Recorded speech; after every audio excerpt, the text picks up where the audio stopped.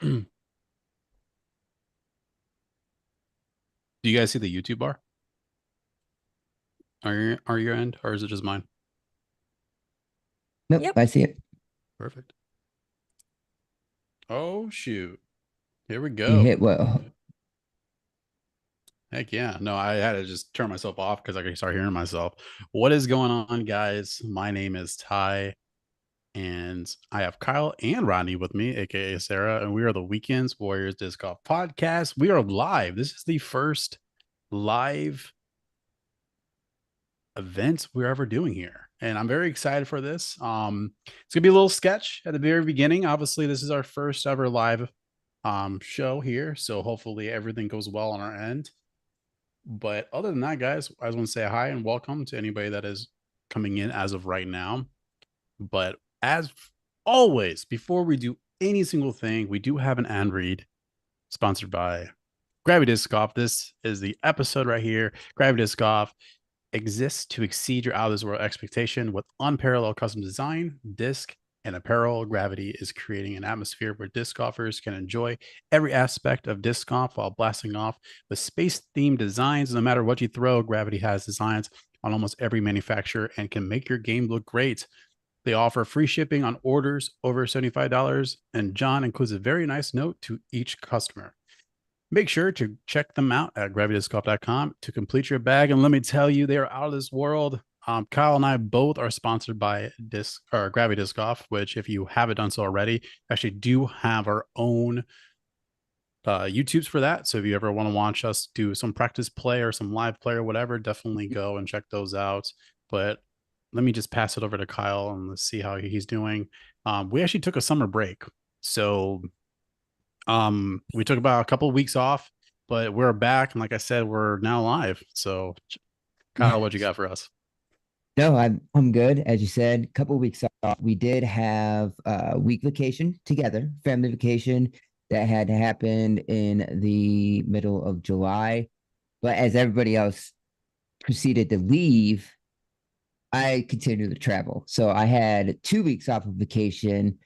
And I know during our vacation, as you guys both discussed, is there's a lot of work opportunities popping up. Tyler kept getting calls like, "Oh, well, we got ourselves another client here and stuff like that." So it's been a very busy month, but it was a full reset. We are back, as you said. We're back weekly, but we're doing it live. It's much easier sometimes, I would think. It's a lot more entertaining because maybe we could, discuss, have conversations with those that tend to join us when they do. So I'm looking forward to that. Other than that, I've been working a lot. I've been, busy running, getting back in the running league again because I had a friend of mine fill in for the 2 weeks I was gone. So I had that going on and everything else. But other than that, glad we're back. I'm excited. And what better way to come back than Worlds? So I know uh, exactly. I am so stoked for this week. And of course, we have so much to discuss over this. No, yeah, you're right. And Rodney, how are you excited about you with Worlds? What do you got for? Okay. So even though we took a break, we have been still doing all of our points. I'm just gonna read where we are before we go into the worlds, point wise. So from the August 9th through the 11th, the Kentucky point wise, myself is at 64, Tyler is at 56, and Kyle is at 65. He took it about 2 weeks ago, and I've been kind of glad I haven't had to talk about it, but he pulled one off. And so going into Worlds, it's going to be at New London and Ivy Hill in Virginia. It's the 2024 PDGA Professional Disc Golf World Championships. We decided because it is the Worlds, it's the biggest one, that we're gonna do the top five. So these two below me were like discussing in our chat of like, I kept switching, I'm indecisive, whatever. And I was like, just go with your gut, full send. Let's see what happens. So I'm excited to kick off Worlds and um take the dub. I'm gonna take this dub. We're gonna let Mr. Indecisive Tyler over there Oh God, start it already. off with his MPO picks. We have 5. Oh Remember my that. gosh. Okay, first off, this is great. I absolutely love Worlds. I know it's weird because it's kind of like in the middle. You feel like we've always contemplated on like why is this happening in the middle and not the end of the season. Mhm. But obviously, for the enthusiasts, we absolutely love seeing what they do, the participating in that, and so it's insane. But I'm just excited and tenfold. I will get more into it later in the podcast, but this is the first time that it is actually being played at New London, which everyone's been excited to play. However, this might be the last time. So we'll get more into it. That's a little teaser, but there's a chance that they'll never go back to New London. And we'll talk about it more. But I have to stick with my true words. I did say this a few podcasts ago, but I decided that I think this person's going to win, and I think he has the most experience out of anybody on this He course. does.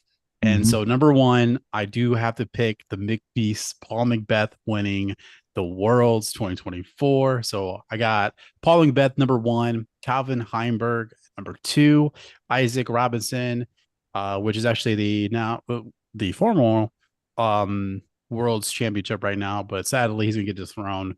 He's gonna come in third place, Isaac Robinson. I got Joey Anderson or Joseph Anderson, or like we call him Buckets. I have him for number four, and then also I gotta go for Iceberg Gannonburr. Now I gotta talk about this real fast.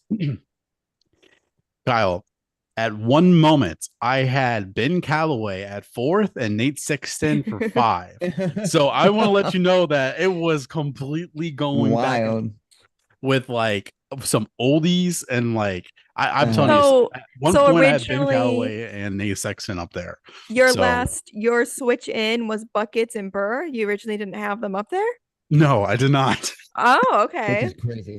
I think so. I'm thinking this. The reason why I'm picking these out is I'm capitalizing on the factor that it is New London is heavily woods, and it's definitely a lot of like crazy lines where it's just like the last stop that they played where if you don't hit the line properly, if you don't hit your lines properly, you're not going to win, or you're not going to win this at all. And so I was thinking of very more conservative players, and for some reason, Nate Sexton and Ben Calloway is like picking my brain right now. So if they make it in the top five, I'm just letting you know that I did mention it at some point. What did I say? Go with your gut. So I was doesn't gonna ask if you guys want to do like a sneaky player and no. like Well, I have a sneaky player too, but but it won't count towards points. But I will say my sneaky player after we get through all the picks, and you yeah, can say those are my yours. sneaky So players, obviously. okay. Oh, But I'll bring mine up too I had after. one. I had one that I switched out. I had two. I had an FPO and a MPO. But okay, go ahead and Kyle, go ahead. I realized that I screwed up. We usually do FPO first because they play first, but we're going to continue with MPO and then go over to FPO. So go ahead, All right, Kyle. so I'm kind of on your train, right? I am going to do the old school rivalry. I mm-hmm. have Ricky coming in first, followed by Macbeth. Macbeth, of course, all the advantage of the world. He knows this course inside out. He put this course together. You know, this is his course. It's his pride and joy. Wonderful course. So far, all the practice rounds I have watched, everybody seems to love it so far. So I'm super excited to see it actually being played, other than seeing it played 100 times on Foundation's channel, which is very entertaining. Don't get me wrong, but being able to see pros tear up this course now, I am super stoked about that. But again, I think Ricky's just been on fire lately. He had an issue with an injury during Idlewild, but he is good to go again. He's about 100%. And I mean, we all know Ricky is very smart player as well. He can hit anything, any lines and everything else. And I don't know. I think we get this back and forth again between Ricky and Macbeth. I have who's probably honestly the true favorite of winning this world championship right now He's won 4 out of the 5 majors so far. Gatlinburg himself probably should be the top player for all of us, but I don't know. It's worlds. Anything happens. Ricky and Paul just they come out to shine during that time. This is recency bias. I watched a lot of Ezra Aderhold practice rounds that's been going on, his doubles events and everything else. And honestly, he has looked really good on these courses. Really good. And he's also played this course a couple of times, visiting with Brody and everything else. But his lines and knowing this course so far has, at least on camera, has been really solid. And I had this feeling that Ezra's just gonna come out and show out for some reason. So I'm putting him at my number 4, and then Mr. Robot himself, Kelvin Heimberg, coming in 5th, another guy that can easily take this down if he wanted to, get that monkey off its back and hopefully take down a major finally. But I have Kelvin coming in 5th. And my sneaky play, I don't know if I want to say sneaky as top 10, at least maybe 10 to 20, honestly. And you probably have an idea who I'm going to say. The other person that knows this course and just shot the course record on UDisc, Mr. Brody Smith himself. Oh, I feel like he can have a good world showing this year. And I don't know what it is. Maybe it was his time off and everything else. I just feel like he's had a really big mental reset and he's yeah. really enjoying himself again and everything else. And he knows New London. I mean, let's be honest. He plays a lot with the guys, with Hunter and Trevor and them. And he's played this course multiple times, especially during the offseason and everything else. I just feel like he's going to have a pretty good showing. And I think he's a sneaky play as well as this year. Yeah. And again, that was a shocking name, like obviously my response, but if he loves playing this course and plays it a lot, like I said earlier in this podcast, towards the beginning, I was like, if he doesn't want to tour and he's not going to play well because he's not in love with it right now. He's just doing it because he has to. And then taking a good break and then coming back into it, you're like you re-fall in love with what you're doing. And so what a cool one, like you said, he plays it a lot of a good showing. That'd be exciting. Mm-hmm. Okay, so for my MPO, I am not on the Macbeth train. I heard you both said the same thing of he loves this course, he made this course, he's gonna do good on this course. But if I remember correctly, you both said that for chess, Yes, but and this is worlds. he No, no, didn't no, he no, no. But did this is no this no is no no no worlds. no This is the no. purse is higher. It makes more sense. Okay, Like, Worlds is anyways, no, it's there's a a whole reason he's a different big thing. beast. Yeah, there's a reason why. Yes, I you could get don't that 7th care. claw right now. I don't care. And I understand that because he went into playoff last time to see if he would, and he won. Like it's like, but no, nope. Anyways, so for my MPO, I have the one and only. I have Gannon Burr because Burr is on fire this year. Mm. Why not let him just have an incredible season? So I have Burr, and then I have Kelvin because he is the robot. He is going to play smart golf, and I feel like he's just going to be in the zone. And then I have Isaac Robertson because how can you not when he already won it before? He shows up when he needs to. I feel like he will. Um, and then I have Kyle Klein. He's just been randomly popping up when he needs to and playing good. He played good last week and the week before. So I was like, you know what? I'm gonna put him up there. And then because I have to put my Eagle up there. It's top 5. There's a chance. He's been playing overall better, in my opinion. He keeps moving up. He hasn't gone worse. And he usually plays pretty good at Worlds because he wants to win a World so bad. I don't know if he's got it in him to win, but I think he maybe has it in him to hopefully get top 5. The other person I really debated on putting up here was Simon. Uh, I I had Same. him up there at one time he too. was in Same. my Kyle Klein spot originally, and then something told me because like last year or not last year, last week I didn't have Kyle up there, but I debated it and he did really well. So I was like, you know what? I need to go with my gut. I'm gonna put Kyle up there, but Simon was switched in and out for that position. So I Here's had my hot Simon take. Oh, winning it. sorry. I've had Simon winning it all at one point. Like I yeah. just Yeah. Something's agree with that. telling me that Simon's gonna Simon do just good. feels like this could finally be Simon's Worlds, and it just And I would very not be. touchy shots and everything else. You have to be perfect, and Simon can do it if he really does. If he's And on fire, he can do it. that's one of the names that, even though he's not in our top, I would be so excited for. You know, like there's certain people where I'm like, oh, please don't, because I'm like 100%. my points. But if I see Simon up there, Oh, I'm gonna be like, I'm rooting for him 100%. yes. 10 out of 10 times, I would root for him to win. Even if it was him versus Ricky, I'm rooting for Simon. I just love Simon as a player. Yes. Okay, so Tyler, go ahead for your FPO. Yeah. Real fast. I actually have a comment. So somebody goes 1 Gannon Burr, 2 Paul Macbeth, 3 Calvin, and then 4 Eagle.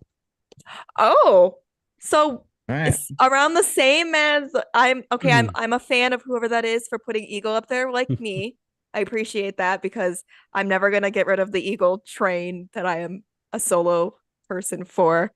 Um, but I'm gonna be the oddball. I don't know if Paul So can do so it. my thing is I want Simon to win. My hot take on this with Simon Train is the factor is I think if he's not going to win a Worlds in the next 3 years, he's He's not gonna going to win at all. okay. And he's going to slow down. Just the factor of um he's a disc mover, so like he's very much on the social influential side of things, but at the same time though he's a great player, and I'm not Mhm. discrediting that at all. However, though, I do think um he's going to slow down at some point, and as him being a father now, and just um I just don't really see him. He's missing more home than he is not, and so um as a fan of Simon, I would absolutely love to see him win. And if he wins this week, kudos to Whew. him. Now we have to do understand one thing about Worlds. Worlds is 5 rounds.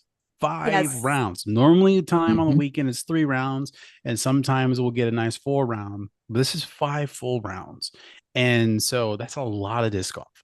You got, you know, And technically 2 or even 3 move days. Like moving days. So my like this is question going to be intense. my question, are both courses new or have they always played the Ivy but New London is new? No, both are Okay. first time courses. So And this can and pull out. Ivy Hill is not your typical golf course. It has teeth. They don't Okay. utilize, it's not the bunkers and all that other stuff. Ivy Hill, they utilize the land itself and around the holes, like and everything. Like it looks really good, Awesome. I which is a haven't tease for watched. what's coming next year in the 2025 schedule for their announcement. So Oh, we'll talk about awesome. that too later. Okay. Yeah, because I haven't watched any practice rounds. So I don't know what the courses look like, but I wasn't sure. I don't remember, like I Ivy knew Hill knew has teeth too. Oh, okay. This is so it Mm. that's the Mhm. thing I love about disc golf, and for big ones like Worlds, like Tyler has said when we talked before this, when we were just like walking and discussing of like, do I do this? Do I pick this? It's Worlds. Anybody can come out of nowhere and Yeah. just have a great, it's Mhm. 5 rounds, that's a lot of disc golf. So go ahead, Tyler, for your FPO picks. Okay, top 5 FPO. Um, see, so this one's a little bit different too, as well, because you have the women here that it just up and down every single week. Um, and I gotta tell myself this is World, so a lot of the players that normally play better are going to play better. So I would like to see her do it, back to back to back. So I do have Kristen Tatar in first place. I'm very hesitant on putting her in first place, actually. Um, I think you guys both are shaking your heads, but I don't think we're gonna see her until the He third round. on the I'm gonna walk, be completely honest. I he think said the she's gonna same. just sweep it again. Are you gonna? He was like, I "You just think I she's don't She's gonna just know. gonna go?" sweep it again. That's what Tyler, Just when like we were last year. walking, I think he was she's like, gonna sweep it again. do you think she's gonna go 3 for 3?" I was like, "Yes, no I don't. hesitation, no And hesitation, I when I just say don't sweep, know. I'm talking like she's gonna be leading round one at the end, and be leading done." round two at the end, leading round 3 at the end, leading round 4 at the win and at the end, and round 5 just taking it down. Like I think there's just no doubts. I want to battle. Anyways, um, okay, Kristen Tatar. Apparently, she's just taking it, but we'll see. I have to see it. I just think that she's going to be slow until the third round, and then she's going to pop off third, fourth, and like barely make it on the fifth. Like I don't know. Something's telling. Anyways, let's just move on. First place, Crystal Tatar. Second place, I do have Silva Sarnen. I just think that she's doing a great round or just a great year. So I just really feel like she's gonna play really well. Um Also, a lot of the European style disc golf courses are very like heavily woods in a way. So I do feel like it's going to play her game. I don't know if she even does really well in woods, but I just know that she's been doing great over there. She's been winning constantly over there, at least on the European tour side. So that's what I'm hoping that it'll just come back in here. Of course, I have big money Missy Gannon for number 3. Fourth place, I do have Owen Scoggins. She was not on my list at one point, but I did put her up there. And then fifth, I have Holland Hanley. I think what's going to happen with Holland Hanley is she's going to be like tied for second or potentially first at one point, and then she's going to do the most Holland Hanley thing ever, start choking fourth and fifth round, and we'll just go all the way down to fifth place. I will not be surprised if she goes even further down from that. But realistically, I do think that she's going to at least make it into the top 5. I had Paige Pierce in third place at one point. I didn't even consider her. No, I didn't either. I was actually shocked, Kyle, because usually for bigger events, you do put, I mean, you haven't said yours yet, but you usually put her up there, and she wasn't on your top 5. So I was very like, oh, all right. So for first, obviously, Tatar. No, nothing else being said. Although the only other person that I would consider winning this event because it's very touch and precise shots is my third place finisher. But for second, I have Evelina. Third, I have Owen Scoggins, which again, if anybody could take this course down because of just playing smart, precise, making huge putts, it can be Owen, even though I have her in third. Calvin Hanley, I have at fourth, and Big Money Missy, I have at fifth place. No So, Silva. yeah. Which I've been riding that train forever. Yes. But now that we're back over here, I'm like, she'll finish top 10, but I don't think she'll be in the top 5. We come over to America now, and you're just like, okay, goodbye, Silva. I have been hyping you up. I'm gonna leave you over there. So just because it's worlds. It's worlds. That's the only thing. That's worlds. Yeah, and I almost put all Europe players in the top 5, but I was like, no, I can't do that. I'm like, it's worlds. Big Money Missy's gonna show up. Like the normal players are gonna show up and do their thing. I had Haley King at one point. Yeah, she can do her thing too. Okay, yeah, she just needs to be on. For my FPO, I have obviously Kristen Tatar for first. I have Silva for second because I don't know how she plays in America. Like you said, she's been killing it over a European, and I just want a good battle between the two of them. And so I'm hoping it happens at Worlds. And then I have Own, which like Kyle said earlier, she can easily take this whole thing and just do it or be second. And then I have Big Money Missy Gannon. She has to be up in my top. And then I have Evelina because Evelina can throw a disc far and she's been doing better with her putts. So I had to put her up there. So my order is Tatar, Silva, Own, Gannon, and then Evelina. I debated instead of Evelina Rebecca Cox, because I've been putting her up there in my top 3 and she's been consistently up in the top 5. But then I was like, it is Worlds. I don't know how the pressure is going to be for her or anything like that. So I don't have her in my top 5, but she was the one person I did consider for my FPO.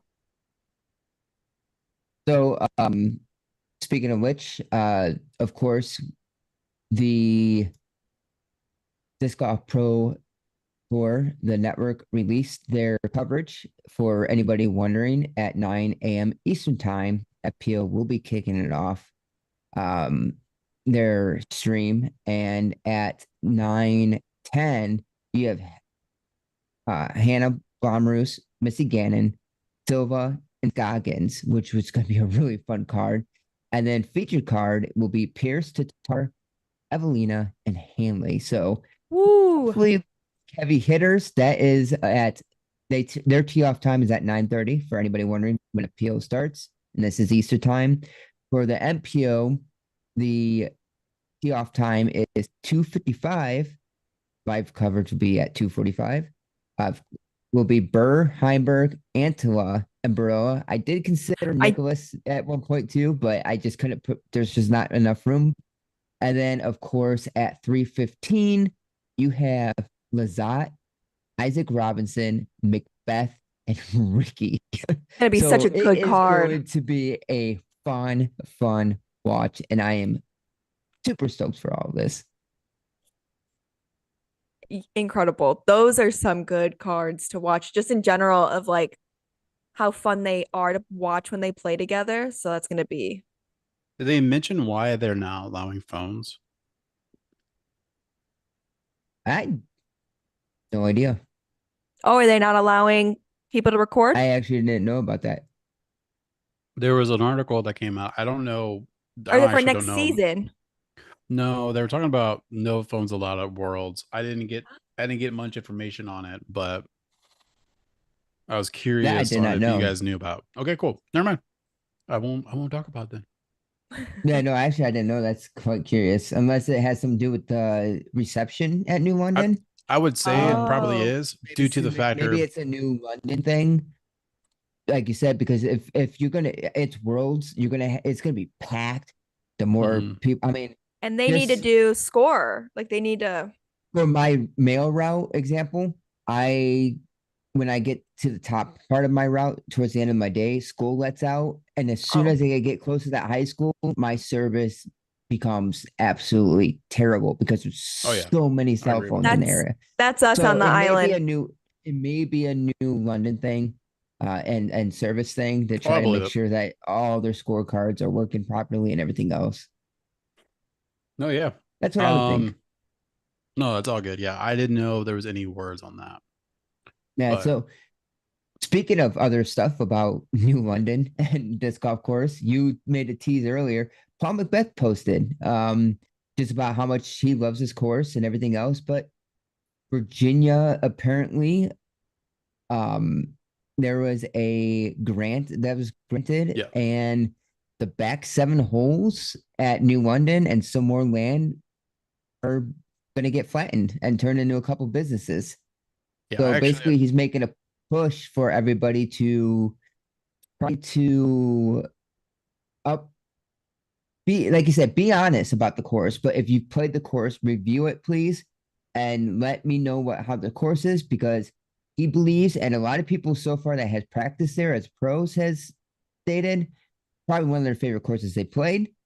So they want to try to show, like, this is kind of their last fighting chance to say, hey, look how big this course is. Look how popular this course is. It's a top 10 course in the world.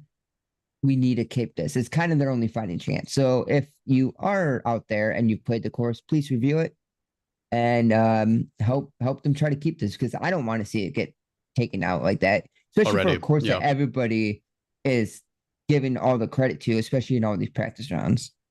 Oh yeah, definitely. Actually, I have his Instagram post about it. So he wrote, this is Paul Macbeth. He wrote, the 2024 PDGA World Championship starts tomorrow at a course very near and dear to my heart. New London Tech is about to be put to the test by the best of the best. That's the positive part. Now the negative. I found out a few days ago that the state of Virginia has given a grant to the country to allow the back 7 holes at New London and some more land to get flattened and turned into a couple business lots. I don't know if there is much we can do at this point, but there's one thing I would love to try. If you ever played or seen this course and had a great experience, go to UDisc and rate the course how you see fits. I believe undoubtedly this is the top 10 course in the world. And if the world sees that as well as I believe we can make a case that would be hard for a small town like Bedford to pull it. It's not guaranteed, but it's a voice and visual that we can carry to the board before the construction begins. So he's pretty pro advocate on like seeing if we know what he can do to like really stop it. Mhm. So I mean that which is really cool. Like that's Which is some cool ideas they had in the comments because I just pulled it up was if there's a petition which we can all easily just share and sign, but also he somebody commented and says have them announce it on the coverage that this might be closing, put a review on it Right, or right. do something because if they get the word out, yeah. you know, there's people that like they said, it's a small one. All the players love playing on it. It's hard when it's a course that people love for it to get the back half of it is going to get taken down. But then like what's the point of keeping it at all if half of it's Mhm. Yeah, gone? well, basically, if those holes are gone, It's the course is gone. done. Yeah, and Yeah. that's really unfortunate, especially if this ends up being one of the best worlds we've ever watched, and this course just eats people Yes. alive. Because this can easily have a round where players are shooting like a -10, -11, and the next round shoot even. So I'm super excited to watch this course, especially how much, like I said, how much I've viewed this course from Brody Smith, from Paul himself, Same from Foundation foundation. guys. I even though I've never been there, I've driven past there, but I've never been there. I I have a love for the course that I've never played just because of watching others play it and try to beast it. So Just the photos alone, it looks beautiful and a challenge. So I am so excited, but I also hope that we can pull this off to keep it Mhm. because you don't get many, like you said, like monster courses like this. So yeah. hopefully they'll talk about it tomorrow or through this week and he can get the ball rolling to help Well, hopefully save it. yeah, and I mean I even heard like Joey Buckets talk about it on different podcasts. There's a hole that it's like a I forgot what they're playing as for them, but it's like a par five or par six.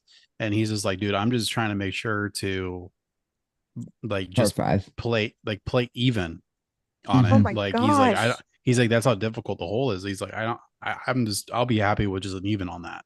So we'll definitely see it. I'm very excited. I want to like I said, I want to see how they structure it for the professionals. Mm-hmm. Mm-hmm.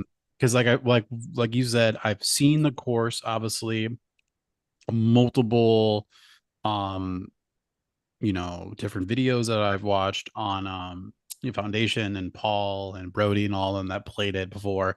But I definitely want to see how it is played with everybody else, and just super excited, just in all just to see it. I'll be played. So this week is going to be a great week. Luckily, our week is not too busy, so we'll be able to get as much coverage content as much as possible. So I'm very excited to see it. And I feel like we should do updates this week on it. So Mm-hmm. I Yeah. definitely feel that. So, No, but that'll yeah, be fun. what let's kind of transition into the next thing. Kyle, what do you have for us that's world related? So, not really, well, kind of worlds related because the Disc Golf Pro Tour did release their 2025 schedule for next year, which actually brings Worlds to Europe. um, What you're saying July that the world's 30th actually going to through be playing in Worlds? yep. July 30th through August 3rd, Worlds will be taking place in Finland this year. I'm going to have the European Disc Golf Festival from July 23rd to the 20th, and then the Worlds be in Finland. So you're going to have, I believe, you're going to have back-to-back majors, Yeah. um, which I think Hunter mentioned it. If you're having to do back-to-back majors like that, maybe Worlds isn't necessarily ready for Europe yet. If you Yep. need to keep everybody there at one time, That's what I was and gonna you can't ask. spread it out because How majors never are back to back. Usually it you have one here, you have your early spring, summer, midsummer, fall. It skips a little I bit. was gonna So that's what I was gonna ask you because they usually do the obviously the European Open, but then a lot of them come back to America, play a few, and then so would they have to yeah. do it like how it Now Well, it's so just the two European weeks. Open is Everybody's gonna actually be they're there. cutting that out next year. Yeah, yeah. So now it's Oh, They're not doing that considered. next year. They're not So playing the there. major next year is called the European Disc Golf Festival in Estonia. in Tatar's home country. Yes. Which also there is no dynamic uh disc golf. I can't think of the full name. No. It's not technically called DDO. They want you to say the Yeah. entire name. And I'm blanking. I'm sorry, dynamic right now. But the dynamic disc golf open is not on the tour list next season, which is really odd. I don't remember since we've watched. I don't think it's never been a stop for them. Yeah. So that's quite interesting.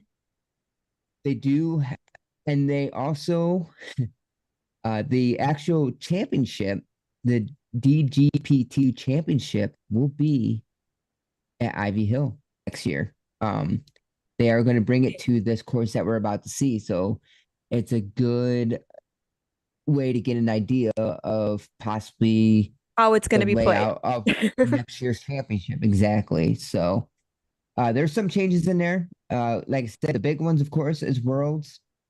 It is headed over to Europe.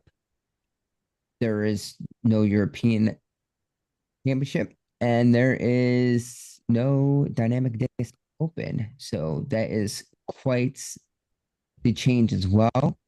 But again, it's good to see. I'm curious on how the European worlds will end up taking shape. And hopefully that all works out because it'd be awesome to be able to get worlds to go over like Finland, come back to the US and go to like Japan or To something. Like I travel. would love to see it become a true worlds event. I would love to see that. And for, I mean, for forever that I know of, they've always played like the same courses for Worlds. Like after a couple No, years, they would travel, right? oh, Like like worlds always moves, yeah. so they would Yeah. but stay in America. In America, yeah, So yeah. this is the first time. I don't know if it's ever been. Yeah, I Well, think worlds recent has always years been at put least. here. Yeah. Okay. So hopefully it does just keep moving and traveling because that just it's one, the world, and then two, no one can ever get fully, which is the whole point, like get comfortable of like it's you got to learn new courses, you got to adapt, you got to prove it like that you are word like a world champion for it. So hopefully that this turns out good for them where they want to continue to like you said keep moving it around everywhere. I mean, yeah. I mean, the names as it all, it's technically worlds. So you're expecting it. That's why everyone talked about it because they're like, it's always worlds, but it's here in the States. And everyone's been over there. So like now, next year, actually having it over there, now it gives it the opportunity to, stay true to the actual title of it. So it's going to be really cool to see it. But obviously, this week is, here at New London, and I'm very excited to see it. Oh yeah. Yeah, it's still to New London. I just can't mind grasp that it's 5 days and I know it is, but thinking about it, I'm like, that's so Starts tomorrow. I know. I'm thinking Thursday, like normal, like you said, other Mhm. majors, it's like 4 days, but this is world, so it's five. So it's like that's a lot of moving days, like you guys said. So I'm excited to watch this course. Do they start in New London? Like the first? I believe so, yes. Okay. So they play New London 3 times and then And then they play the other one twice. twice. So Perfect. Perfect. Sweet. yeah, a lot of moving days. But that's it on Worlds itself. I just wanted to talk about a little bit of more news. I don't know if you've kept up a little bit on some stuff, but Lone Star is yet again in the news front and in the sights of people. And, it's a lot of he said, they said, like it's kind of everywhere because Chandler was no longer part of the team now. He was let go during Idlewild. They called him up and basically like, hey, you're not filling out, which I get contracts, right? You're not filling. It's the same reason Leah was let go as well, I believe, just then too. They're not fulfilling their contract obligations because you're supposed to keep up with social media and different other things. There are things in the contract that you are supposed to keep up with, and they weren't keeping up with things on their end, so they let him go. But of course, Chandler's side of it talked about basically to sum it up, that they basically said, "Hey, you can't take our van now. And basically stranding him in Kentucky, nowhere to go." And then, um, Chandler said all this stuff, basically like, "Oh, I'm off the team. You can't have my van. Figure it out yourself," type of situation. Where then Sheldon Jefferson posted on the Lone Star Disc Golf team page, supposed to be private, but of course, like anything, it's going to come out. Basically said, no, that's not exactly what happened. Some of it is true, of course, with the time framing and stuff like that, but we weren't going to have him stranded. If he would have told us, hey, talk to Burridge to figure out a way to drop you off somewhere. If you would have contacted us and said, hey, I need a way to get home, then can you help me out? We would have. But at the same time, Lone Star never actually reached out to say, hey,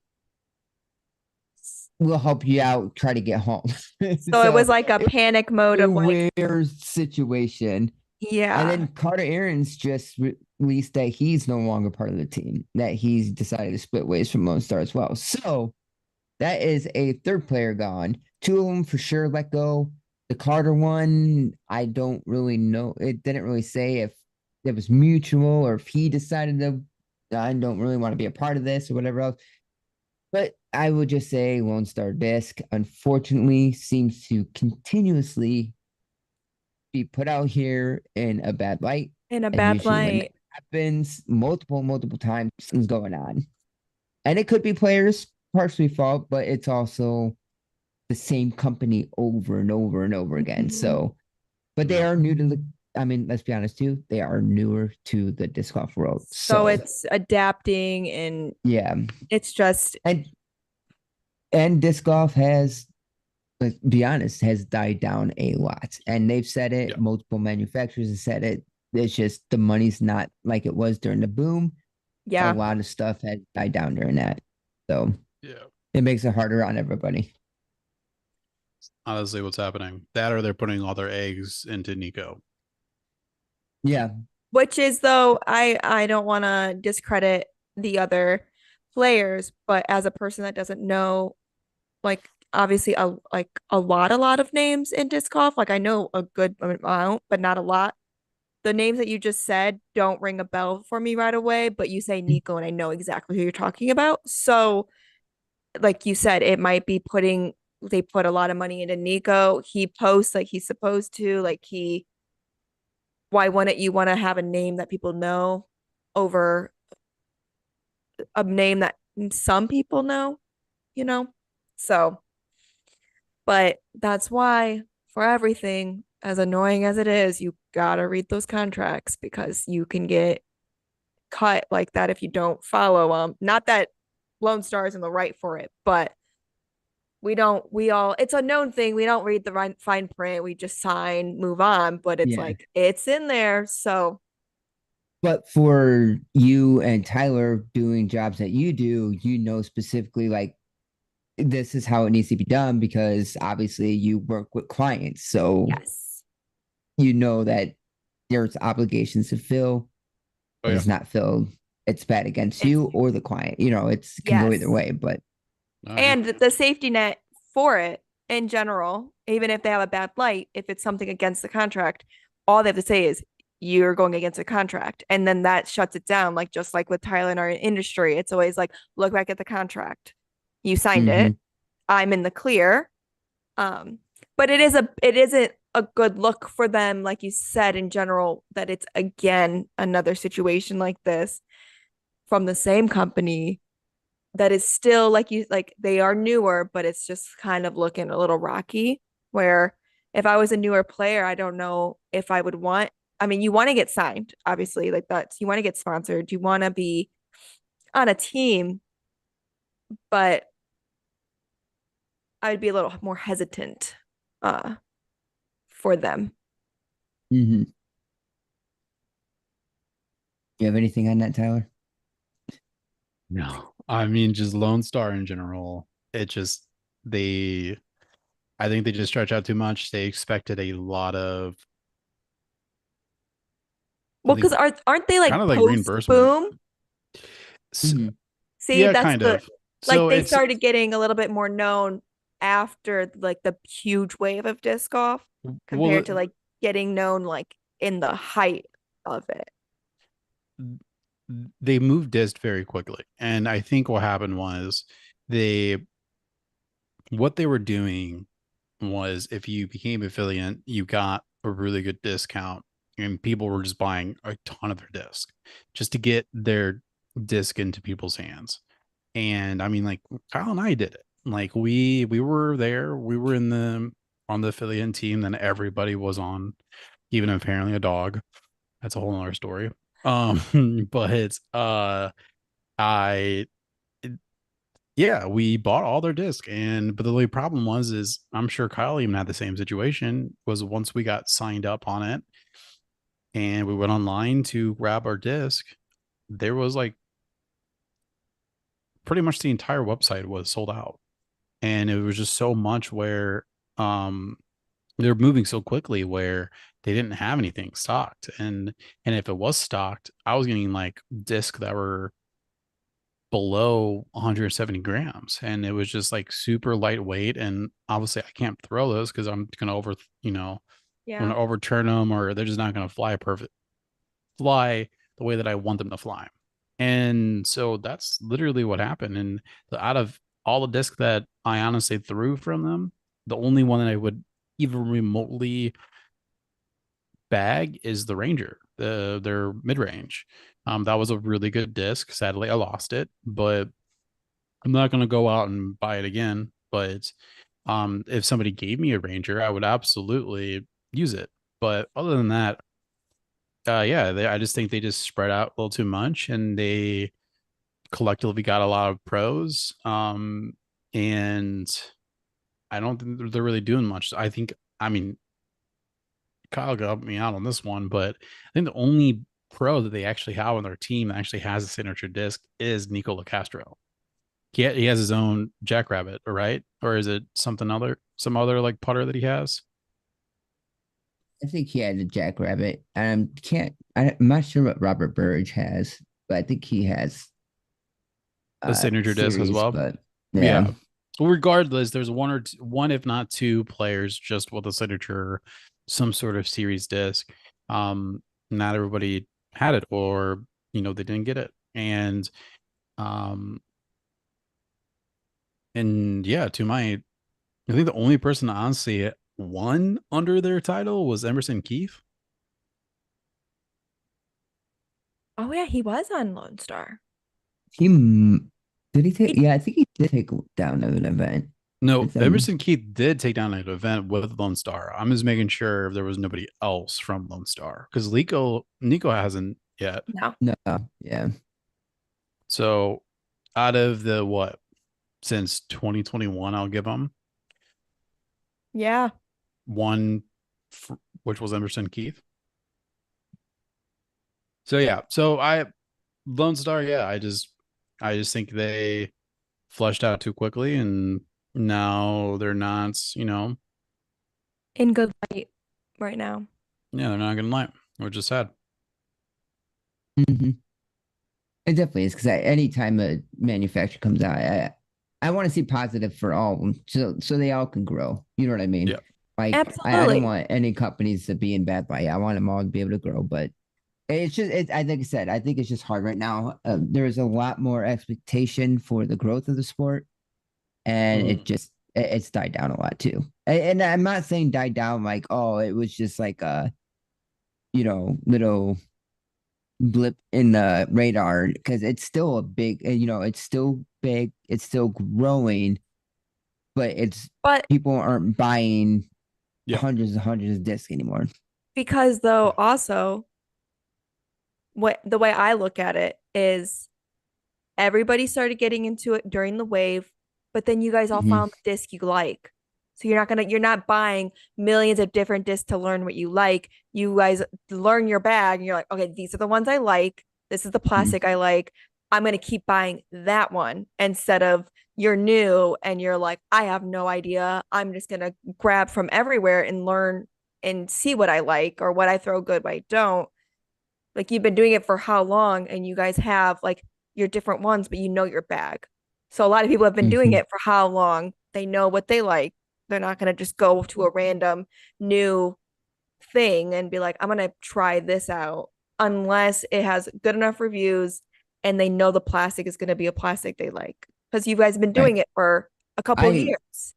Yep, yep. And once now that I'm at the point that I am, like I said, I know what I like and everything else, but bringing newer players in, which I've done, and there's a lot of people around the community that's now playing in Walnut and everything Yeah. else. Um, I just kind of branch them out, like, oh, here's some, as Josh will say, trunk disc. Oh, try this. You like it? Keep it. Here, take this. And Exactly. then Because you this is want what I it would to, recommend. I would recommend you buying this disc. So they Yeah. don't need it. They're not buying, hundreds of dollars of discs. They're just slowly creeping. And a lot of discs they initially get for their first disc are discs that are given to them, which is beautiful because I'm yes. growing the sport that way. And then eventually they'll invest in their discs, the more plastics, and they'll eventually get to, but it's not that huge boom that we had because of COVID. And Yep. Where that everybody was the was one thing just that everybody could mass. do. Mm-hmm. Yes. So yeah, Yeah. like I said, like no, I've always seen like especially like out here or the Midwest, like people are constantly playing. People talk about it. Like when I was doing a photo shoot, the dad was talking about golf, and then Tyler was like, "Oh yeah, I play disc golf." The son instantly and his son-in-law were both like, "We love disc golf. Here's what we play. Here's our favorite player." Like talking about it like it's a normal sport. But I think now that like I just said that the boom of you guys already know what you guys like now. You know, the disc or you hand disc, like the trunk disc, like Tyler has plenty. Person comes, you're, oh, here, just use this. Keep it. I don't need it, you know?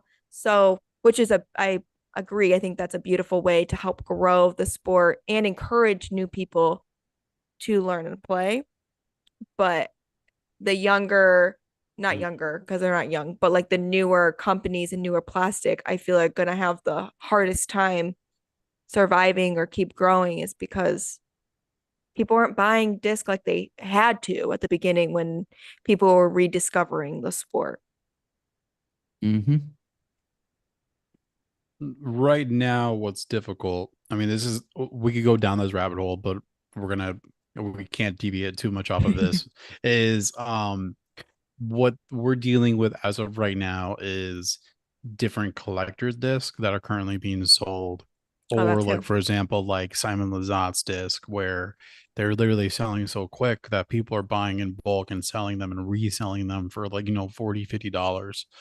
And that's the only problem is I always keep seeing this meme saying like, you can't change my mind, but um no disc is worth $30. And like in a way I really do believe that. Like, I mean, you, That's why you the market has died down so much too on it's those discs. People overloaded on they were banking $150 on disc are now worth $50 max. And people are like, no, yeah. I'm not buying that for that. Are you kidding me? I'm gonna go throw it. Ye- Yes. that's literally what I'm dealing with. It's like now it's like, obviously, don't get me wrong, I love to support, Simon Lazat or Eagle Oh, McMahon or, yes. or anybody like that have a signature disc. And absolutely. But now I'm not going to be, I can't not throw it because that's Mhm. literally a disc that I need to use now. And that's my only issue is it's like, do I spend and get a stock one for, like 19, $20, which I still think is a little too high for a stock one, but that's a whole nother story.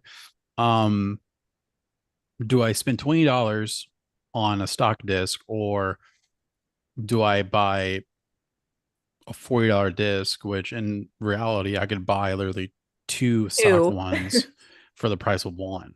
And that's the situation that's happening. And so yeah, we could obviously, that's a whole another podcast to talk Oh, about disc sales and absolutely. stuff. But Because people collect them, like you said, of like, oh, I want this because it's so everybody wants it. And then it's resellers, the stamp, the resellers, they'll buy it in bulk, sell it. And then like, all right, I'm gonna throw Gravity Disc out there in a great way. Stamps are cool. Get a stock one, Mhm. get a Gravity Disc, like get a cool stamp on it, and not overly and priced. and not overly priced if you want a cool stamp compared to spending like obviously like I said, like I would love to always support Simon, Eagle, Paul, like the names, but sometimes those Mhm. cost. It's like I want a cool astronaut stamp on my thing because I'm gonna throw this disc. I might lose it. I might cut it, like break it up by hitting something. And then I'm gonna get more mad because I just spent $50 on a disc instead of buying a stock disc and getting a cool stamp on it that I'm gonna Yeah. Yeah. throw and play. It's not like a collector item compared to like it's meant to be thrown and played with. So Which I will say a lot of which is funny is a lot of disc actually right now for anybody that is interested in buying. Head over to different manufacturers right now. A lot of disc are on sale for Worlds. So if you are Yeah. in the sale for disc, definitely obviously head over to Gravity Disc Golf and use our code for 10% off. Because you always get a deal, and that's all year round. But there are a lot of manufacturers right now. I know Dynamic Disc, you can buy discs right now for like $10 yeah, they're because of pushing them. what's going on. Yeah, they're pushing discs like crazy right now. So Oh if you are yeah. in buyer's market, right now it's the time to do it. So Yep. It's time to get those goodies. All right. yes. So before we move on to our normal conversations of what are you up to and everything else, I do have a question for both of you. Can you name as many MPO World Pass champions Okay, that you hold on. can? Okay, Paul so you're So Macbeth, asking. just Ricky Wasaki, Okay, Isaac Robinson. hold on. But you're saying name as many as you can. many world's championships? Yep, world Only worlds. champions. Okay, only Yeah, world only champ worlds. because this is the special for worlds. Okay, so Yes. So I said It three. doesn't have to be in order, but Ronnie has said three. Isaac Robinson last year. Paul Macbeth. Which how many times did Paul Macbeth won? Because Six. okay. So that's 6 wins out of what they've been playing since '82, I think, for Worlds. So can you name them, Sarah or Rodney? He's Can won you a right. name lot. So the you year, have the years?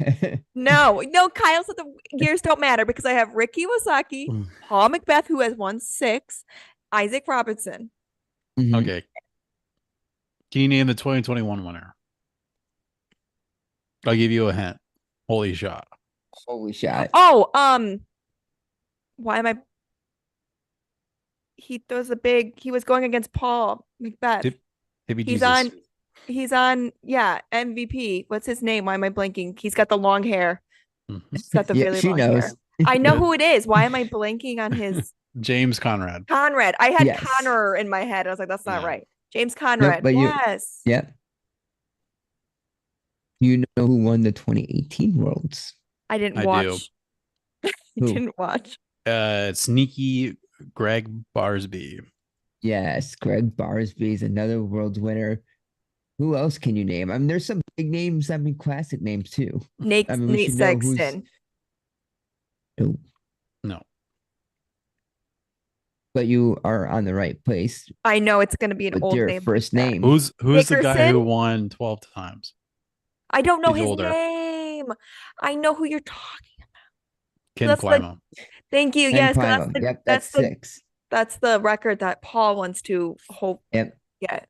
There's no way. But No, okay. but I'm gonna hit some female ones. So no, 2021, we're that not at was females. We're not at oh my females. gosh. We're doing NPO first. Listen to the rules. Yes. Okay. Can you name any more? Yes. No, I I don't could think just do so. years. I only could go down to 2013. I know Ken Climo. I don't know if um let's see here. I'm trying to think of some just He I came don't think back for a Nate special event Doss. just for Nate Doss. Nate Yeah, Nate Dogg. Nate Doss is Doss, one. a big dynamic disc person. He took one down. He is on the mid range for dynamic disc. Oh my gosh. I don't know his I just know Eric. That's all I know. Yep, Eric McCabe McKay, there it is is. another winner. Yep. Because it's the Emax. Mm-hmm. I won't get too old, but there are a couple others. I would just Isn't there like Barry Schultz or something like that? Yep, Barry Schultz one. Yep, And and then Will Shoestrick. there's two that you are missing that are kind of bigger names too. I don't know. I don't think Will won one. No, he did not. Okay. Um, I'm trying to think of other ones. I can't think of um I really can't think of any older ones, sadly. Because obviously I'm Avery newer. Jenkins. Avery Jenkins, that's right. Yep, one in Jenkins. 2009. David Feldberg is another winner That's in another one. 2008. Yep. Of course, then it gets pretty old, like back in the 90s and everything Yeah, else, yeah, yeah, Climo yeah, yeah. and everything else, but I'm not going to go too far back. Those are the main ones. How about the FPO field? So this is kind of Kristen uh Tatar, Paige curious. Pierce. Yep. Who won in 2021 when James Conrad won? I was at a wedding when this happened. I remember this one because I got made fun of. Hold on. Just say that My Paris blew it. the Oh, other okay, I need a hint. Hold on. she is or slash was pregnant this season. Katrina Allen. Yes. Yep, that's 3. Yeah. 2018. Her last name's different now. I don't. She is Kyle's and I one of favorite female FPO. Has the same name as somebody that you might know. Her last name kind of rhymes with the thing that you wear under your feet. I know the Vans, the Vanna Von. No. You're Paige Sue. Oh, Paige She's Sue. another I one. was thinking of Which the Manaha. What is it? Oh yeah, no, she hasn't won one. she technically won her with before she got married. So like that's what it throws people off at times. I could never say her actual like last name, but I think it was like Birkis or Yeah, something like that. Marcus Valerie Jenkins is one. Jenkins. Yep, that's another one.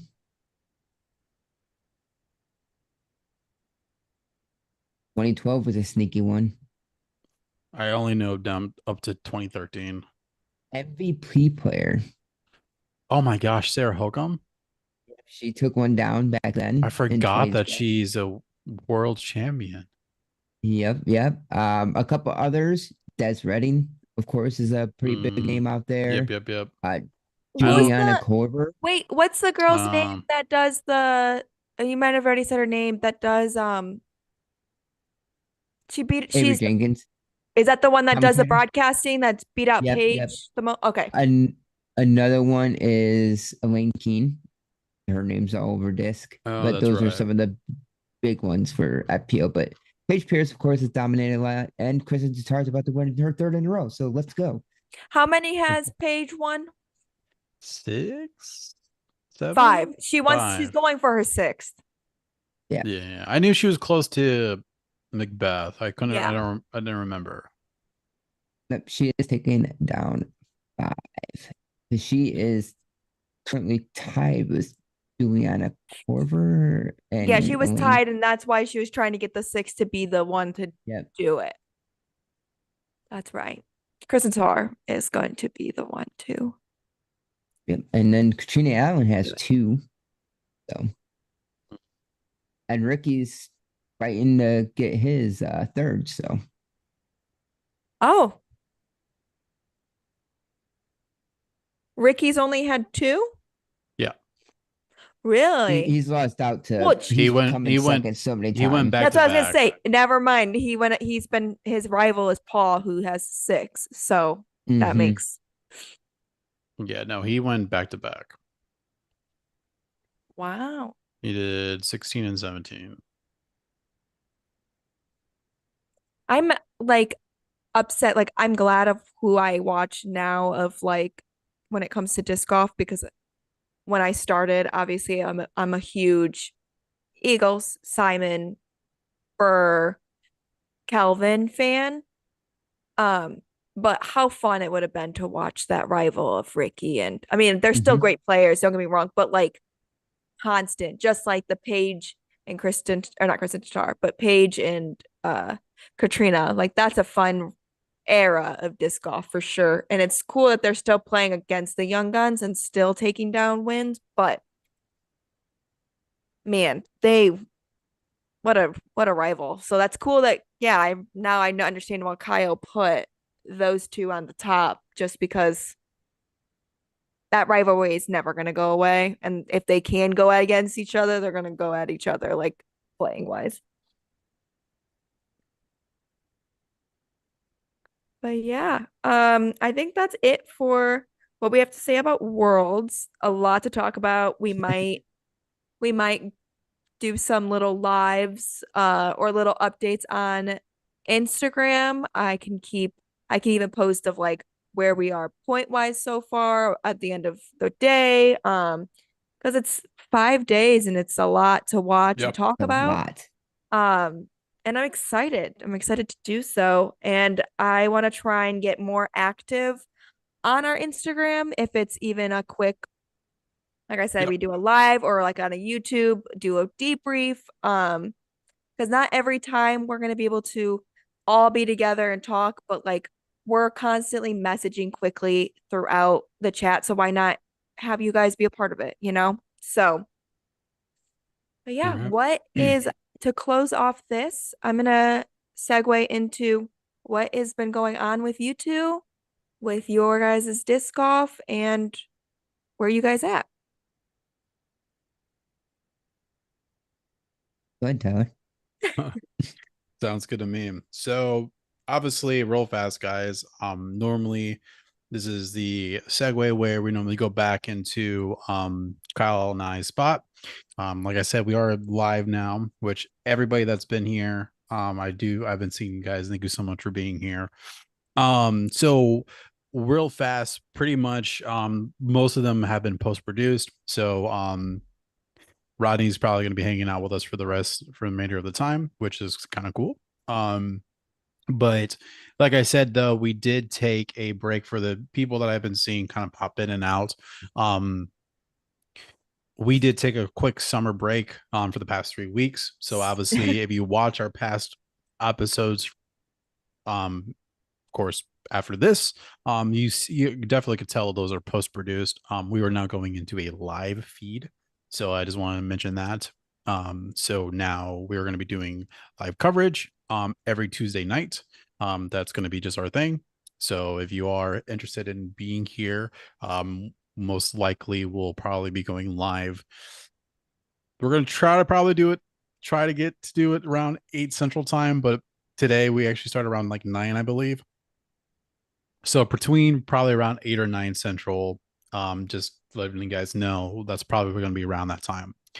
With that being said, we are the Weekend Warrior Disc Golf podcast.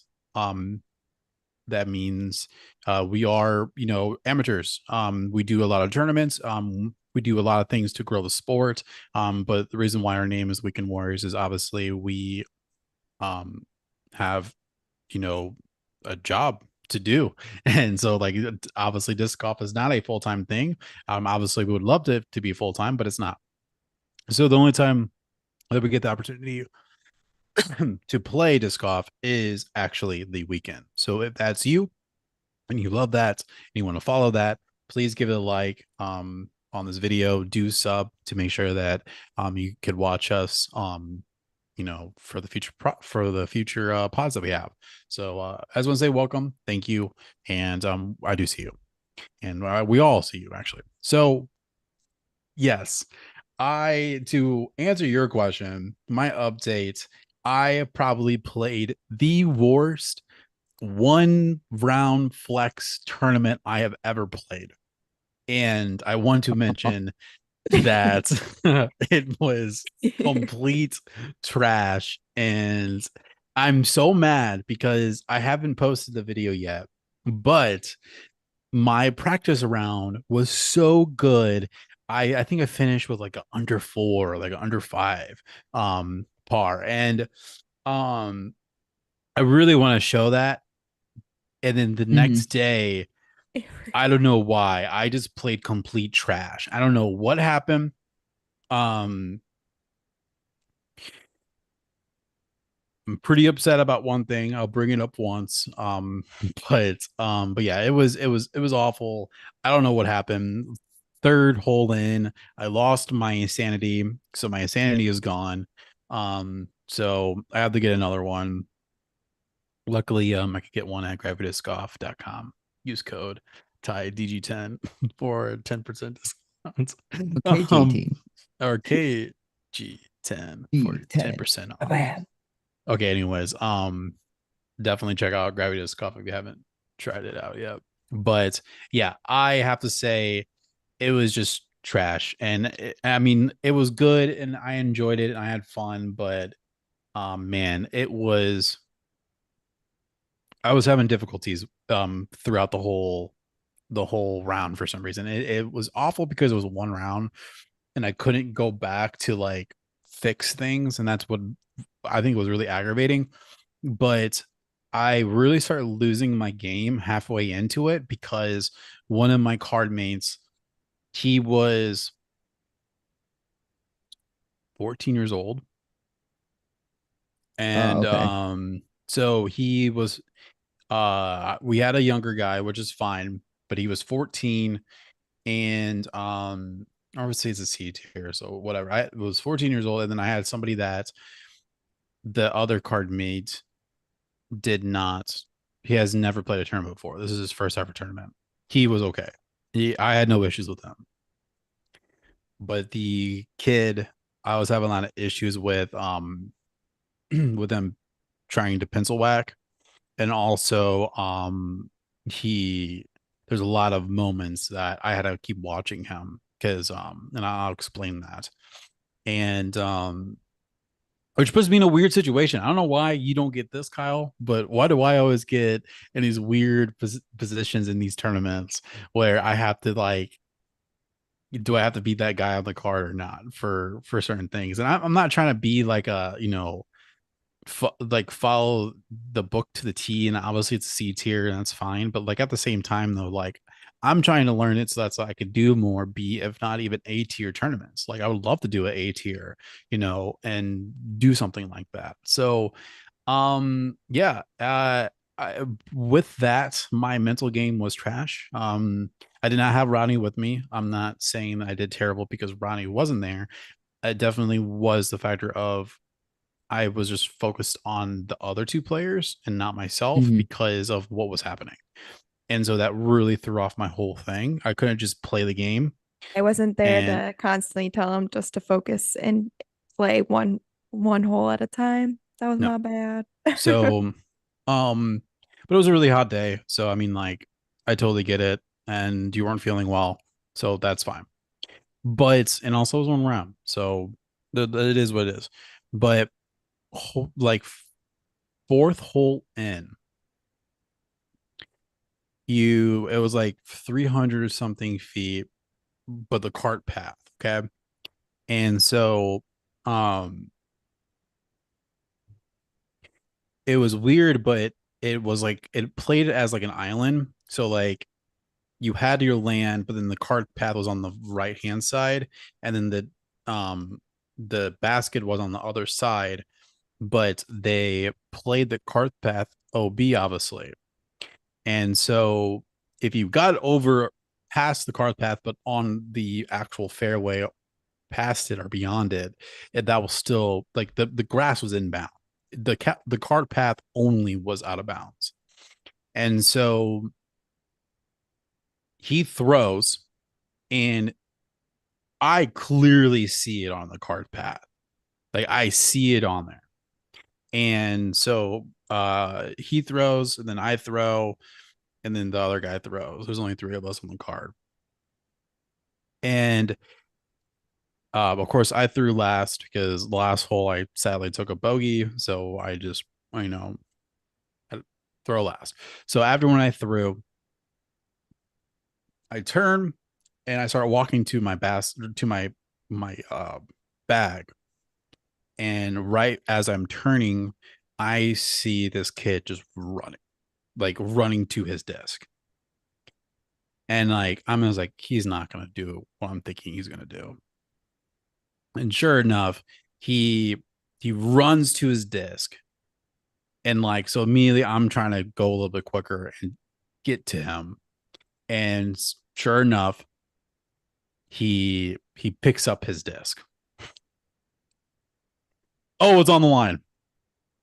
I'm like, oh, really? It's on the line? He's like, yep, it was on the line. I go, I'm pretty sure it was completely on the card path. And like, it was a quick like back and forth. And I was like, you know what? Whatever. I'm not going to fight this. I go, if you Mm. say that it was on the line, it's on the line. I go, but you need to not pick up your disc. I don't know where it's at clear in the book, but I know it, you have to, if it's even remotely questioned, you have to keep your disc on the ground. So that's how your entire card mates can see it and decide as a team that it's on the ground. I go, I know that is a rule. I go, I'm not Mhm. smoking, like I'm not blowing smoke here. Like I know that is a rule. And Well, and because you he's shouldn't sure. have anything to hide. Like, oh, No. it's No. OB, or it's So in.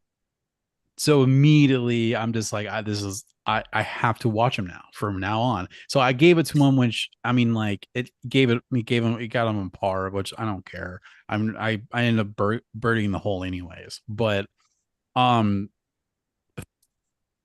for on out though, like for example, he had a blowout hole. He there was it was a huge like tennis court gate. He grips lock it. He hits the gate, and then he tries to go out of the gate. Hits the gate, like hits the fence again. He like hits the fence like four times, and then finally Mhm. he gets on the actual fairway and he goes in for seven.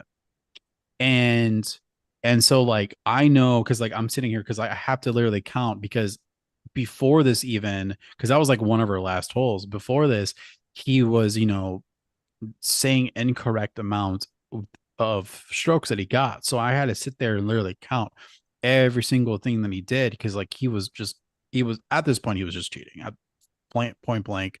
But I'm just like whatever. C tier, 14 years old. Like it's sad because like he needs to learn the game. At the same time, though, if you can't play like this, then don't play a tournament. Like the simple factor is that. And finally enough, he's like, I'm like, oh, what'd you get? He's like, oh, I got a four. I go, really? I go one here, two here, three here, four here, five here, six over here, and then seven in. And he just goes, oh, wait, what? I'm just like, yes, like I'm you got a seven. And I don't care. Like if you want to get the tournament director over here, you can, but you're getting a seven on this hole. And I'm Mhm. just like, I'm over this. And like technically, I'm sure there's another rule that you could get a penalty stroke for doing that as well, but I'm just like, I'm not gonna do it. I'm like, it is what it is.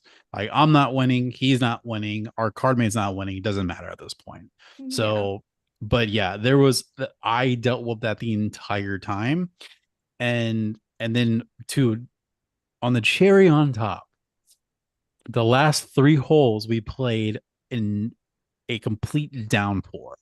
And luckily enough, I brought my umbrella with me, but it was a full on Florida 2 p.m. Downpour. downpour. Mhm. And Oh man, it was just straight awful. And like, which ironically, in the downpour, I got a birdie then par. So, and it was the hardest holes in the course, which I thought was just funny that I could do that. But yeah, I played that, and then after that, I've been just like not doing anything with disc golf. I've been obviously watching it, and just enjoying it, and like obviously watching YouTube and stuff. But update for time, worst one round C flex ever. Sure, my rating was complete trash and it destroyed my rating, which I don't really care, but uh ratings are ratings. I'll still play it, whatever I want to play, but yeah, that was an awful experience Because to say the least. that was after vacation, after you and Kyle played in Gatlinburg, right? Oh yeah, I Hmm. felt amazing. I felt so good, and like I Yeah, because said, he that was like, I played such a good, like, learning it. And then he came home and played the practice round because he's like, I signed up for this one. It's a one tier or round. one round. I'm gonna go practice. And he has a video on it that he hasn't released yet, but he has a video of the practice one, feeling great. It was landing it, and he kept, because like how you do it, Kyle, when you're playing alone, you kind of talk and explain what you want to happen. And so in this Hmm. video, because I'm not there recording, he set it down, but he was a lot of the time like talking it out of like, okay, this is, if ideally this is what I want to happen, here's what will go. And it did that every time. So he's like, oh, I'm feeling on cloud nine. And I was like, okay, well, do the same thing, but in your head for the game of like, I want it ideally. I'm going to throw this disc and I'm going to land it here. Because usually I'm there with him. And so he'll like talk it out before he throws of what he's going to do. By hole three, he texts me and he's like, I'm over this. I don't want to be here. My disc loved the trees. I've already lost disc. And I was like, oh, I'm like, just play to have fun. He's like, I can't even have fun at this point. Like, I just want this to be over. I think it's because he knew it was a one playthrough where he was just Hmm. counting down, like, mentally checked out, like, all right, we're on hole five. I only got this many to go. Like, let's just get this over with. But by hole three, I like woke up because it was early and I looked and I was like, oh, I'm just gonna let him just have fun. I don't know what to do here and help you. I But I legit that was my first one where I actually almost walked away. I normally don't. Yeah. That was my first one where I legit almost walked away. The only problem was is I really wanted to win because the trophies that they had there, it was old Nintendo NES cartridges, yeah. Oh, and nice. it That's looked Shouldn't awesome. have so looked at the sick. trophy Like beforehand. You should have like just like eight like it looked like a cool like 8-bit disc golf uh basket on it, and it looked really cool. And I was like, man, I really want one of those. and then And you can't. So play the thing trash. is with my lovely husband over there, he sees something before he plays or he night the trophy or whatever, and he's like, I really want this. He's not gonna do good. So he just needs to avoid looking at anything and just play disc golf to play disc golf. And he plays better. So Apparently, I'm not Simon Lizotte with Music City Open and no. see the Gibson and immediately could win. He's like, I I'm want not that. like that. I'm the opposite of that. So But yeah, I with the played terribly. situation that happened with you is common to happen with other people, of people trying to, Hmm. do the score thing. And I think that's also a reason why they have changed it, which I've been at two tournaments now where you have to do every hole, you have to do the thing. I mean, I've done it on my end, or Tyler has had it and I just held his phone. But that does help prevent it because everyone's like, okay, what did you get? What did you get? Like, you have to out loud, Hmm. everybody has to put it in. And then if something's wrong, you have to go through and be like, no, I thought you got this. And you have to like map it out. So that does help provide fairness at all courts. So, but yeah, what is new with Kyle in the disc golf world? Absolutely nothing. No, I'm still playing leagues, obviously Friday nights. Still filling that out. Probably gonna have a pretty darn good party at the end. Of course, my league, the Walnut Disc Golf Club, is also um we partner and kind of share with, of course, Rock River Disc Golf. We put our funds together at the end of the year for a big old shindig, one big league, last hoorah league night where you get a raffle ticket for every single league night you showed up. And you can win stuff, disc, bags, everything else. Like that's what this money's going towards is getting items, and you get a free raffle ticket for any time you came to play. So it's a Oh, awesome party at the end of the year. That happened in October probably. Um, my last league night here on Fridays in September 20th. That's the last Friday night league.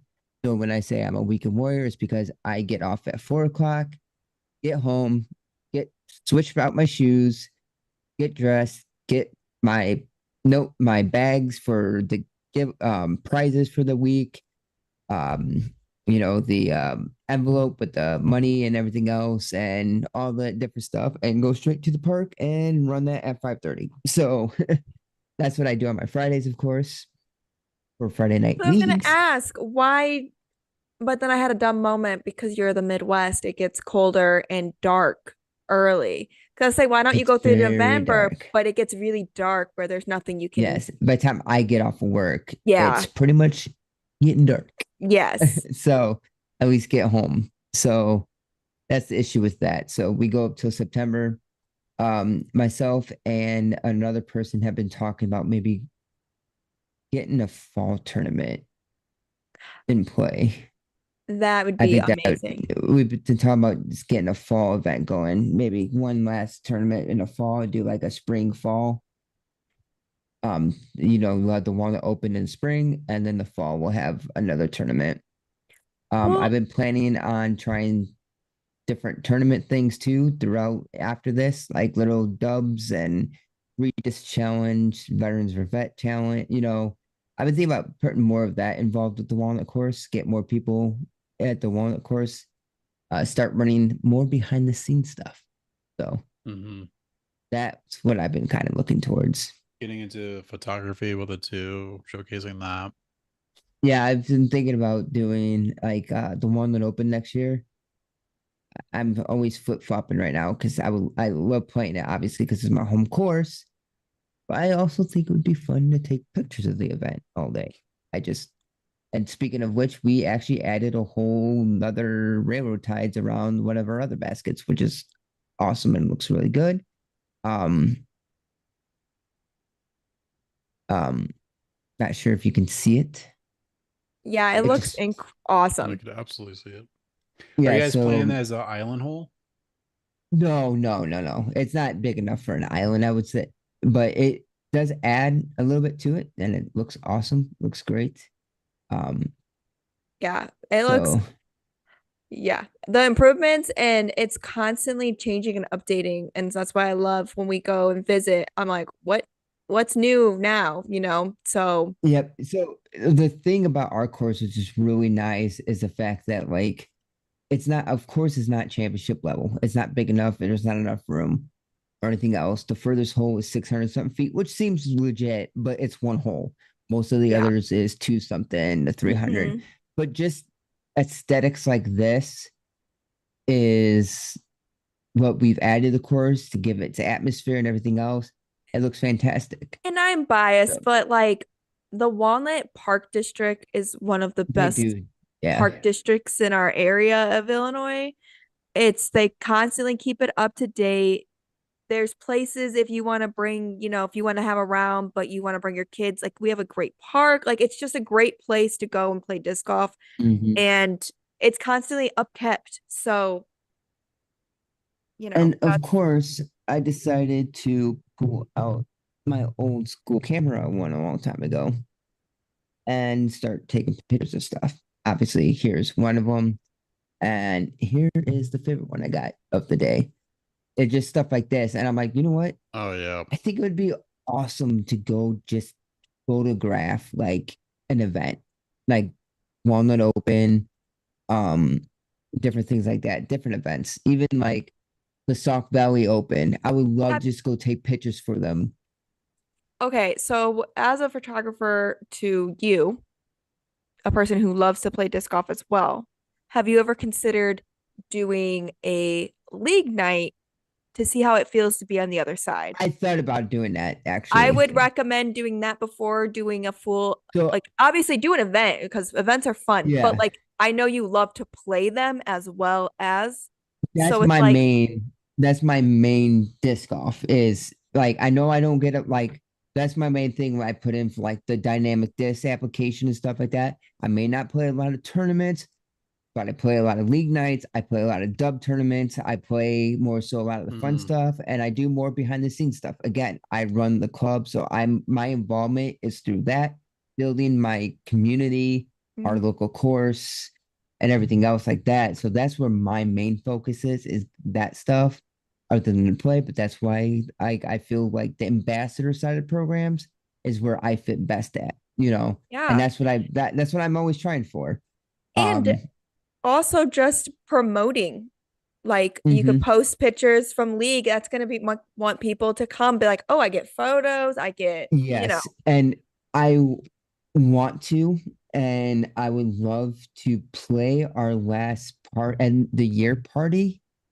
I think that'd be a perfect event for me to walk around and photograph because I'm obviously still in the raffle. I'm still there to take yeah, the because raffle. I'm you, still part of the party, but I'm really thinking about bringing out the camera. Although I gotta this the battery has done pretty good.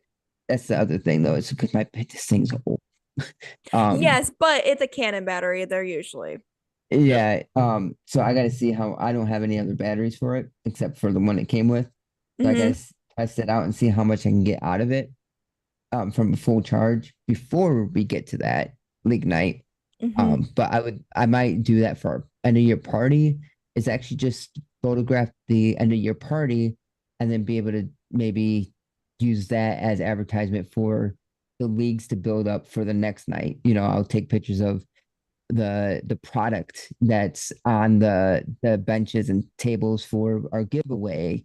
Go around Because and then, like photograph you the people, said, you can post about it. Well, post the event, but then when it's like, all right, it's the new year, like league, remember we have an end of the year party. Here's the stuff we gave away last year. Mhm. Like it helps grow it and make people want, because people want to show up anyways, but like, why wouldn't you want to show up and hopefully win something, you know? Yeah, yeah. So, like I said, and every time you show up, that's a free ticket. A So if free you showed ticket up in. all 20 times in one night, you got 20 tickets. Plus, if you showed up 5 times in Sterling, that's 25. Yeah, Dixon, that's, you showed up 10, that's 35 chances of getting your name pulled out. So yeah.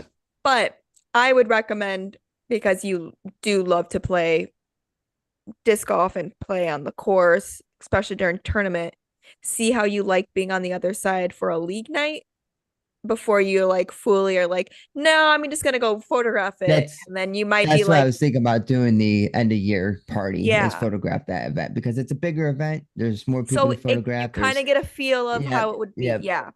I get a real general sense of how it'll be. And I'll probably just use my 50 millimeter lens because I love that thing. That thing is what do they call it? The 50 The 50 50 nifty. nifty. 50 nifty? Yeah, 50 nifty. Because it is. It's so nifty. You can pretty much do anything with it that you want Yeah. to. So Yeah. Uh yeah, it's I think it's great. I mean, like obviously you've seen photos that I've gotten from like other tournaments that I've done, which is always great to, get after. Never expected, but especially the one that I play out in Bay County in Panama. There's this one girl photographer, she's always there and she gets photos and obviously they're great and never expected and it's just literally It's a a nice couple. little bonus and benefit when you sign up to a tournament. Yeah. And mhm. like it's just great because like I mean obviously like yeah I'm paying for the mission but like I don't know like if she's doing voluntarily or whatever but all of a sudden a couple of days after the event I always get like an email going like here's the photos and then I just go through and there's always like three or four like photos of me and I You should change your Instagram one to that snag because them. it's so good. I did I for think it's the nice, Sarah. I That'd did be for my whatchamacallit. I did for the PDGA one because that's a okay, good like nice. headshot one, Mm, but I like my more creative one from I do, I Sarah. do. I I like like it Yeah, that too. one. you're welcome. So I like that one for more like Instagram because that's more like a Hmm. influential style. Uh, Yep. but for a professional standpoint, it does look good because like obviously I'm wearing I my jersey and like it looks good. I will not lie. I have debated because we always travel home for the Walnut Open. I was like, you know, maybe I will photograph it because I always think about photographing you two, but then I was like, maybe I should photograph the entire event. But Hmm. so we'll see. Or I'll just get some cool photos of you two while I'm holding a bag.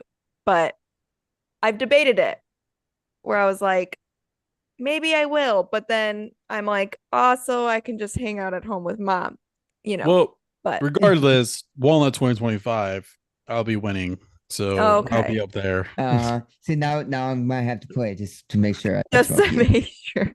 So the thing is any tournament that are larger at Walnut, I will gladly come up and do, and Yeah. that's my Which tradition. So for those who don't know, in Walnut we always do a fall fest where I'm like, why wouldn't we want to do a disc golf tournament during fall fest? Brings in more people. You have Hmm. you have events happening on Main Street. Like how cool, you finish a tournament, you go down, there's a beer garden, there's the shops, there's the restaurants are Right. open. So I think that'd be I such thought a about that too. easy way to bring it Also, in. in the works is possibly next year, 4th of July. That's what I 4th of was gonna July is say on a too. Friday.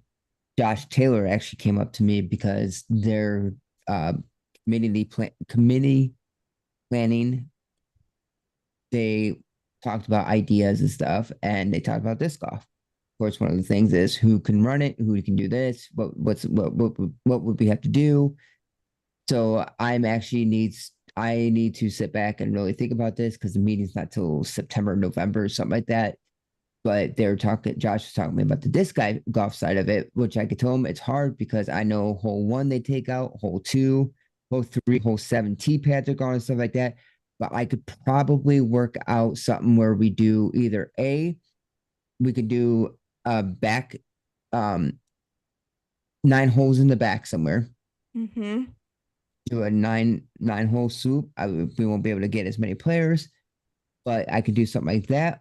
Or what I can do is maybe we could put on an event where what I was thinking about doing as well is doing kind of like a all-star style event. So what I was thinking too is do like putting competition, distance Mm. competition, That a also brings in people that don't always play of like, hey, I can try. exactly. Yeah, kids can sign up, adults can sign up, people that just wanted. It's a way to fundraise for, of course, 4th of July.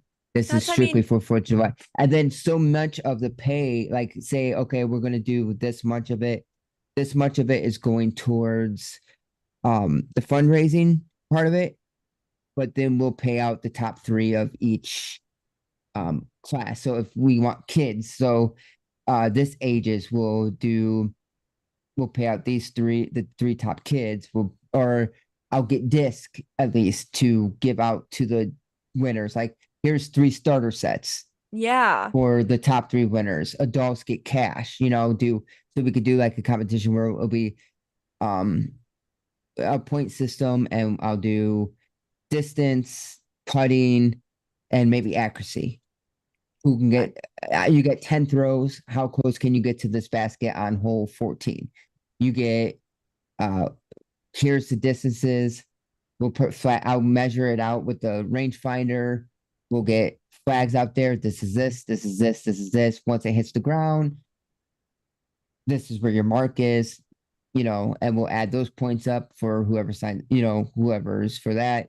And then putting. Here's Because 10 feet, 15 feet, 20 feet, 25 feet, like how my many putts question can you make? my question is they always start setting up on Thursday, right? Yes. So you Yeah, can't even because do the realistically, you tournament. can't even do Thursday. Yeah. Yeah. I if I do it during the event, I'm hoping to bring in disc golfers then that are just normal disc golfers from around the community and area, Sterling, Dixon, and everything else, and let them know because we never do league night that night. Hey, we're not doing league night on Friday night, but I am hosting this events Hmm. thing, 4th of And July. This people is what it's going to travel be. to for Walnut Days So, already for Fourth of yep. July. So, That's cool. That I always wondered because I know Dad always talked about like, oh, why don't we do disc golf for it? But I'm like, don't they have mhm. to pull out so Of many of course, the yep, they do. And that's what's hard because the problem with the 9 hole thing is you don't really have a chance of getting as many players unless I do a flex and say, all right, I can have 4 people play at this time, 4 at this time, 4 at this time. I do it and just do a flex wise. Like it's going to be an all day thing, of course, like I've signed people in and everything else, but do like a flex, like, okay, your tee off time's at 8:30 in the morning, 9, 9:30, get them. 10. That way I can get as many people to play it as I can. But yep, that's also in the works. So but that's all I have for this. So Yeah, that's awesome. yeah. All right. Is there anything else you guys want to talk about? I think that's pretty good for the. Yeah, All I righty. think that's Well, we're good. all right. Well, once again, guys, thank you so much for listening. Yes. This is once again our world special. World is happening this week, so definitely go check that in if you want to watch it live. Obviously, go on Disc Golf Network. Um, we use that. We watch it. I'm sure they'll have the first few live on YouTube somewhere. And then after that, you have to, buy it live. If you like post production style, obviously Joe Men's Pro is your channel to go check that out. Great coverage there. Commentary is always really good there. Um, for me personally, I do watch live though. Obviously, if it's happening live, Mhm. I want to watch it immediately. I had to watch the holy shot. Got to see Yeah, that live. exactly. You Yes. gotta just do it. Or So yeah, we watched even so this is before my dad was very, very big into disc golf. And Tyler and I drove to Walnut and he was watching something else. And like, you don't understand, we have to watch. It was going to a face off. And we're like, you just give I me your think it living was room, give a me your Worlds TV. It was a or something Worlds. like that. But we were like, Dad's like, what are you watching? I was like, it's disc golf, and you need to just let this happen. We need to watch this.